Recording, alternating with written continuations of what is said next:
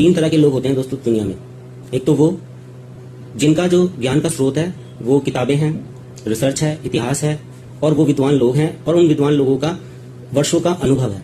वो उससे अपना सारा ज्ञान अर्जित करते हैं और उनसे ही सीख लेते हैं, उसको वो समझने की पूरी कोशिश करते हैं, अपने आप से रिसर्च करके फिर समझ लेते हैं कि भाई इसको करने से, ऐसा करने से ये नुकसान इतिहास में पहले किसी के साथ हो चुके हैं, तो हम ये चीज ना दोहराएं।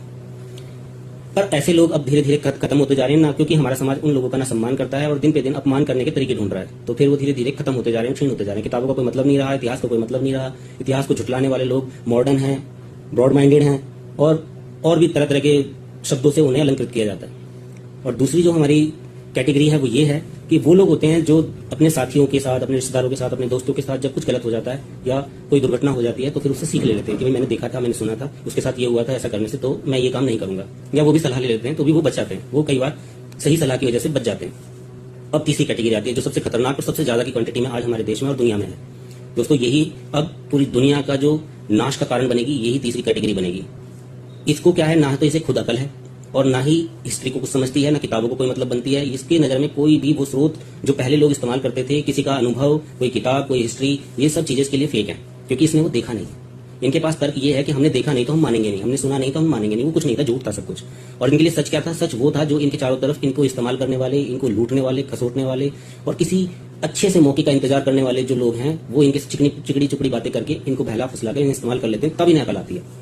ये जो लोग इनको इनके अड़ोस पड़ोस में बोलते रहते हैं भाई तू बड़ा सुंदर है, या तू बड़ी स्मार्ट है, तू बहुत अच्छी बातें करती है, तुझे तो बड़ी ज्ञान है, तेरी तो नॉलेज बहुत अच्छी है, तेरी तो डिग्री बहुत अच्छी है, इन तरह की बात करके इन्हें फंसा लेते हैं। फिर इनका इस्तेमाल करके इन्हें सड़क पे छोड़ देते हैं। इन्हें वही लोग अच्छे लगते हैं, उन्हीं का ज्ञान और उन्हीं की बातें इन्हें अच्छी लगती हैं।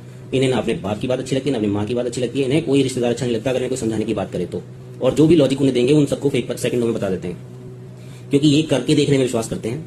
अगर आप इन्हें कहानियां सुनाएंगे तो विश्वास नहीं करते। ये शराब पी के देखेंगे क्या नुकसान है, तभी नहीं समझ में आएगा। जब इनकी ऐसी तैसी जाएगी तब समझ में आएगा। जुआ खेल के देखेंगे, कुएं में कूद के देखेंगे, पहाड़ से कूद के देखेंगे, घर से भाग के देखेंगे, 10 रिलेशनों में साथ में रह के देखेंगे, अबॉर्शन करा के देखेंगे, कहीं कोई इन्हें बेच देगा तो उसको बिक के देखेंगे। मतलब इन्हें सब कुछ प्रैक्टिकल करके देखना है।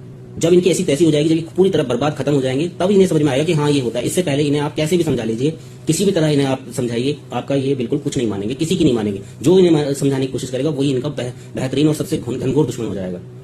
और इनके इस काम में हमारी सरकारें, हमारा प्रशासन, हमारा कोर्ट सब साथ दे रहे हैं, सब इनके साथ हैं। बल्कि मैं तो कहता हूँ यही इनको इस गति तक लाने के लिए जिम्मेदार है।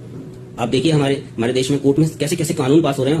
हमारे जो देश का प्रगतिशील समाज है वो कुछ भी नहीं कह रहा है। कह रहे हैं लड़के शादी कर सकते हैं, लड़की या लड़के लिंग चेंज करा के शादी कर सकते हैं। एक लड़का 10 लड़कियों के साथ में रह सकता है, कोई समस्या नहीं। लड़की शादी करने के बाद भी 10 लड़कों के साथ रिलेशन में रह सकती है, कोई समस्या नहीं।